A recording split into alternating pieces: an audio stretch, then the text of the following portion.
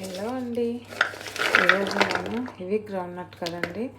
నేను ఈ గ్రౌండ్నట్ని ఫ్రై చేస్తానండి. యూజువల్గా అయితే మనము బయట కానీ బాయిల్ చేసుకొని తింటాం కదండి.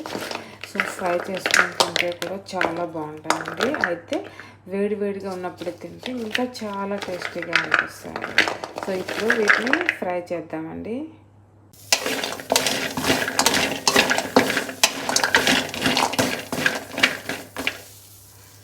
మా చిన్నప్పుడైతే అండి ఇలా గ్యాస్ మీద ఫ్రై చేసుకోకుండా ఫైర్ వేసుకుని ఫైర్లోనే ఈ శనక్కాయలు వేసి అలా తింటుండేవాళ్ళండి. చాలా టేస్టీగా ఉండేవి. ఇప్పుడు డైరెక్ట్ ఫైర్ లేదు కాబట్టి ఇంకా మనము ఇలాగ గ్యాస్ స్టవ్ పైన వేయించుకుంటున్నామండి.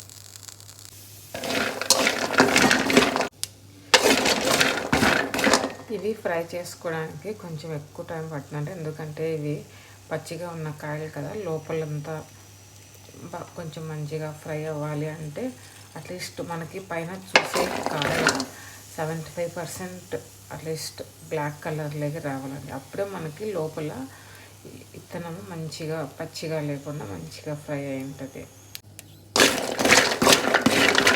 ఇలా ఫ్రై అవుతే చాలండి, ఇంకా మనం కట్టేసేయచ్చు. చూడండి, ఇలాగా మంచిగా ఫ్రై అవ్వాలి. అప్పుడే మనకి లోపల విత్తనము బాయిల్ అయి ఉంటుందండి. తినడానికి బాగా మెత్తగా వచ్చేస్తుంది. చూడండి, కాలుతుంది యాక్చువల్గా.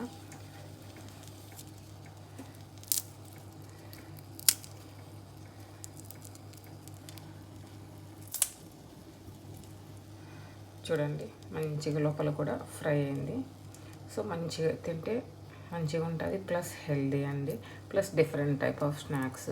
మా పిల్లలు అయితే వేడివేడిగా చాలా బాగా ఇష్టపడి తింటారండి ఇట్లా ఫ్రైడ్ గ్రౌండ్నట్. మీరు కూడా ట్రై చేసి చూడండి. Thank you.